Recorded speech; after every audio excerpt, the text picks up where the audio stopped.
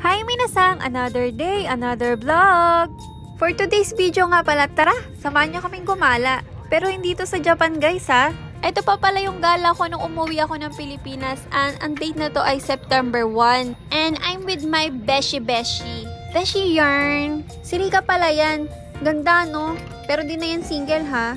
Magkaibigan kami simula pa nung college pero meron din kaming barkada. Kami kasi ni Rika, mahilig kaming gumala, mahilig kami mag-hiking. In short, mag-travel buddy talaga kami. So bago ko umuwi, nag-decide na agad kami na pupunta kami ng Cebu. Isa sa bucket list ko talaga ang lugar na to. And dati kasi hindi ko pa afford. Para sa akin nun, sobrang mahal papunta dito. At dahil ngayong afford na namin, hindi na kami nagdalawang isip pa, dito talaga kami nagpunta. And tama ang naging desisyon namin kasi sobrang ganda dito. Bali, naghanap lang kami ng travel and tour agency ba yun? Tapos ang nakita ko, Cebu Tour by Kuya Kebs. Dalawa silang napag-inquiran ko, kaso para sa akin, mas okay yung kay Kuya Kebs, saka mas mura siya.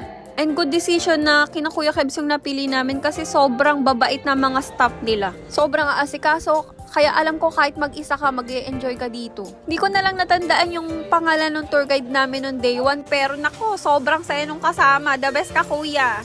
Bale sa day 1 namin, pumunta kami sa Sierra Flower Garden, Ancestral House, Cebu Heritage, Fort San Pedro, Magellan Cross, Santo Niño Church, at syempre 10,000 Roses. Day 1 pa lang sulit ka na eh. Pero sobrang pagod na kami niya na, wala pa rin kami masyadong katulog-tulog pero sulit ang puyat. Bali sa day 1 pala namin, parang nilibot muna namin yung pinaka-city ng Cebu.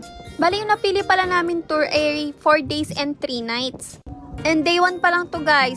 Sa day 2 abangan nyo ha. And that's for today. Thank you for watching. Follow for more. Sa di po pala nakakapalo ng FB page ko, Nikki Diaries. Thank you!